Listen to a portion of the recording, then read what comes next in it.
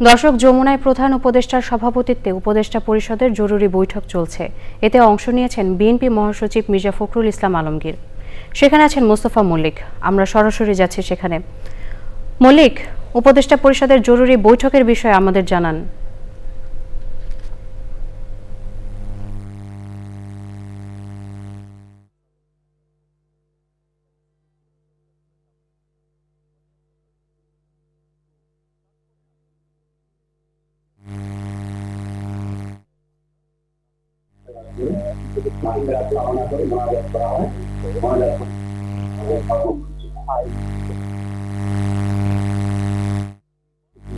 জন্য রাষ্ট্রীয় প্রস্তাব গৃহীত হয়েছে এবং আগামীকাল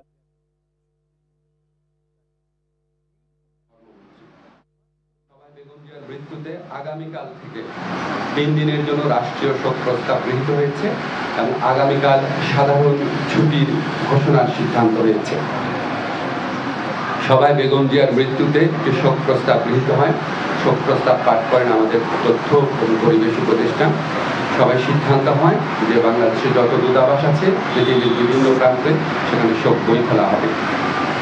সভায় বিশেষ আমন্ত্রণে অংশ নেন বিএনপির মহাসচিব জনাব মির্জা ফখরুল ইসলাম আলমগীর।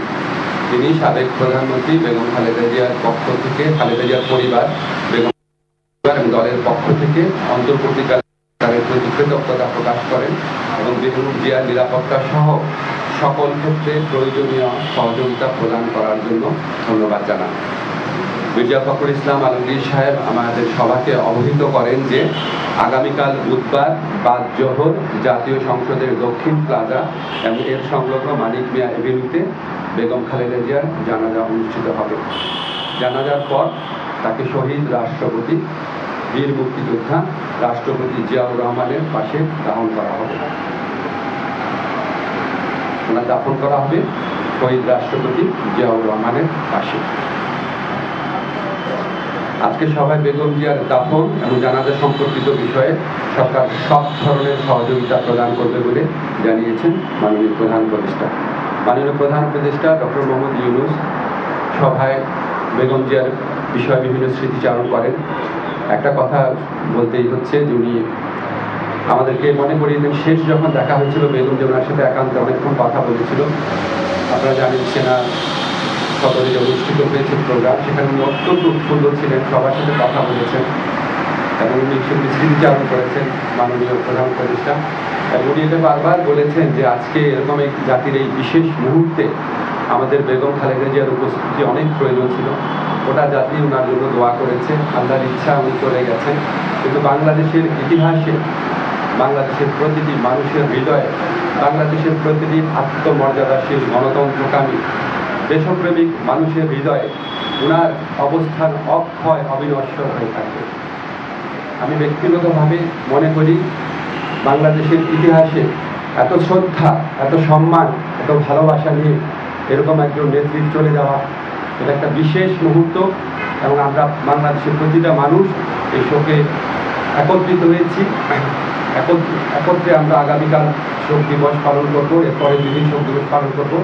সবাই আমরা বেগম খালেদা জিয়ার প্রতি যথার্থ সম্মান প্রদর্শনের জন্য ওনার যে জানাজা হবে এবং ওনার যে দাফন কাজ হবে সেটা আমরা অত্যন্ত শৃঙ্খলার সাথে আফগানিক পরিবেশে আমরা আমাদের সবার দায়িত্ববোধ থেকে সুশৃঙ্খলভাবে এই অনুষ্ঠানগুলো আমরা দাফন এবং জানাজার যে কর্মসূচি রয়েছে সেগুলো আমরা পালন করবো, এই প্রত্যাশা আমরা ব্যক্ত করছি। ধন্যবাদ। আমরা কয়টা কোশ্চেন নিব? মোস্তফা মল্লিক স্যার, আমার প্রশ্নটা হচ্ছে যে সবই আপনি বললেন সকাল থেকে আরও বলা হয়েছে মিলিটে আপনারা জানাবেন সরকার এবং বিএনপির পক্ষ থেকে বলা হয়েছে। আমার একটা প্রশ্ন হচ্ছে যে মানুষজন বলছে যে খালেদা জিয়াকে মারা যাওয়ার মধ্য দিয়ে প্রমাণ করতে হয়েছে যে তিনি আসলে অসুস্থ ছিলেন। আপনি এর আগে সবচেয়ে বেশি সোচ্চার ছিলেন, তাকে বিদেশে পাঠানো, তার শারীরিক অবস্থা, এবং এই সরকার আসার পরে তাকে আসলে অতি গুরুত্বপূর্ণ ব্যক্তি হিসেবে বর্ণনা করা হয়েছে।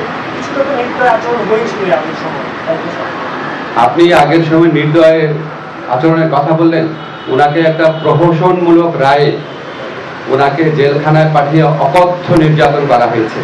বেগম খালেদা জিয়াকে যেই মামলায় দোষী সাব্যস্ত করা হয়েছে, এটা যে প্রহসনের একটা রায় ছিল, এটা যে একটা সম্পূর্ণ সাজানো রায় ছিল, এটা আমাদের সর্বোচ্চ আদালতের আপিল এবং রিভিউর মধ্যে দিয়ে প্রমাণিত হয়েছে। সর্বোচ্চ আদালত সুপ্রিম কোর্টের আপিলের ডিভিশনের রায়ের মধ্যে বারবার বলা হয়েছে যে বেগম জিয়াকে যেই মামলায় সাজা দেওয়া হয়েছে সেটা সম্পূর্ণ রংলি, উদ্দেশ্য প্রণোদিতভাবে, জিজ্ঞাসা প্রসূতভাবে ওনাকে সাজা দেওয়া হয়েছিল।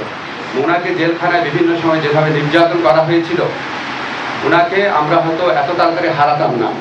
আমি ব্যক্তিগতভাবে মনে করি বেগম জিয়ার এই মৃত্যুর পিছনে ফ্যাসিস্ট যে প্রধানমন্ত্রী ছিলেন শেখ হাসিনা এবং ওনার যে সরকার আছে, অবশ্যই তার দায় রয়েছে। মারুফা,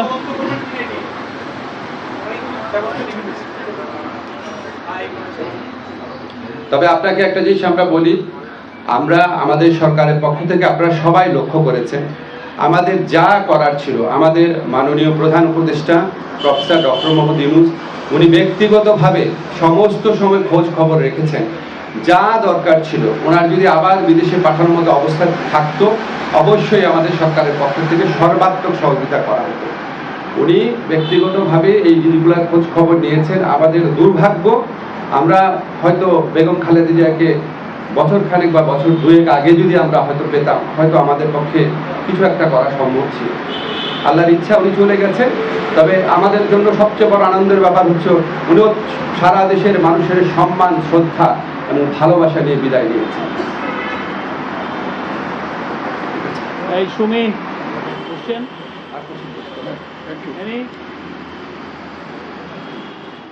ঠিক আছে, আপনারা সবাই ভালো থাকবেন। এই বিষয়ে একটা মিটিং হচ্ছে এখন 12:30টার সময়, কালকের সিকিউরিটি সিচুয়েশন। আমি জাস্ট মাইকেই বলে দিচ্ছি, কালকে মাননীয় প্রধান উপদেষ্টার নির্দেশক্রমে আগামীকাল জানাজা এবং দাফন অনুষ্ঠান সার্বিকভাবে কোঅর্ডিনেশন করার জন্য 12:30টার সময় এখনই আমরা স্বরাষ্ট্র মন্ত্রণালয়ে বসছি।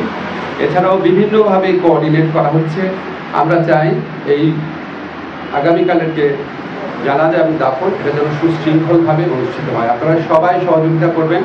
আপনারা গণমাধ্যম এই স্বৈরাচারী ফ্যাসিস্ট সরকারের পতনের পর যেভাবে সরকারকে বিভিন্ন কাজে সহযোগিতা করছেন, আমরা সত্যি কৃতজ্ঞ। আগামীকাল ইনশাআল্লাহ আমরা আপনাদের সহযোগিতা পাবো। ধন্যবাদ। Thank you.